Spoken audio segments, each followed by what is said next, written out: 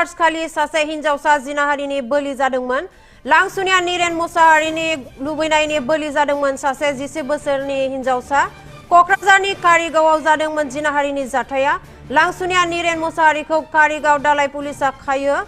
আমার গাঁৱৰ এটা ফাৰ্ম আছিল। এই ফাৰ্মটো মোটামুটি 2.5 বছৰ ৰানিং হৈ আছে।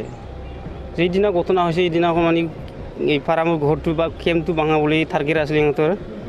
সেইদিনাই মানে এজন 11 বছৰীয়া ছোৱালীয়ে ইহঁতে তিনিজনীয়া আছিল। তাতে স্কুল ছুটি হোৱাৰ পিছত বগৰী খাবলৈ গৈছিলে তাতে ফাৰ্মত। বগৰী গছো আছে, এইটো এতিয়াতো বগৰী খাৱাৰ চিজন না, তো বগৰী খাবলৈ গৈছিলে। এতিয়া বগৰী খাবলৈ যাওঁতে এই ফাৰ্মৰ যিটো ল'ৰা আছে এজন নীৰণ মুছাহাৰী নামৰ এজন ল'ৰা, সেই বোলে এই ছোৱালীবিলাক মাতি লৈ গৈছে, চব্জি তুলিবলৈ যাম বুলি মাতি লৈ গৈছে বোলে। পিছত চব্জি কেইটামান চব্জি তোলাৰ পিছত আৰু বল সেইফালে আৰু যাওঁ, তাতে যাই কিনি এই ফচল আছে, পটল বুলি কয়, পটল মাটি তলত থকা আলু এইটো আনিবলৈ গৈছে, মাটি লৈ গৈছে বোলে। পিছত আলু নাই, ইমানখিনি আলু নাই, আলু নাই, তাতে বাঁহৰ ছায়াত অলপ ৰেষ্ট ল'ম নেকি বুলি মাটি লৈ গৈছে বোলে।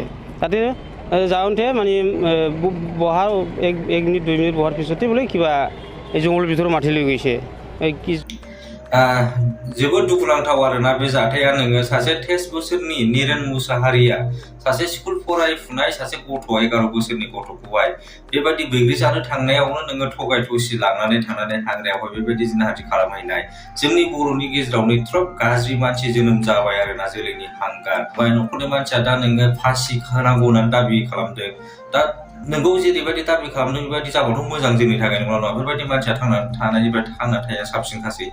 मानो होनबा मान सन्मानाथ' गैखाला बेहा, ओमफ्राय बिमा बिफानि मान सन्मानबो जाबाय, गामिनि मान सन्मानबो जाबाय आरोना बे मानसिया। दा दाखालि जोंना दाय गैयै मानसिफ्रासो नोङो फेक एनकाउन्टार जालाबायना थांबाय, थैलांबाय। दा बेफोरबायदि मानसिफ्रासो नोङो जोलैनि हांगार मानसिफ्रासो थांनानै थायो आरोना।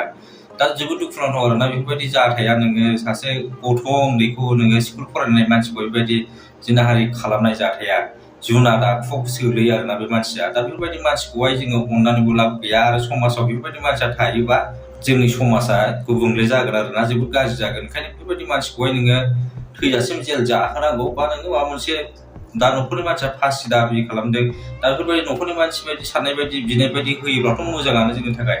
बेफोरबायदि मानसिया नोङो बाहेरायाव गैयानो साबसिन आरोना, जुनाद मानसिया।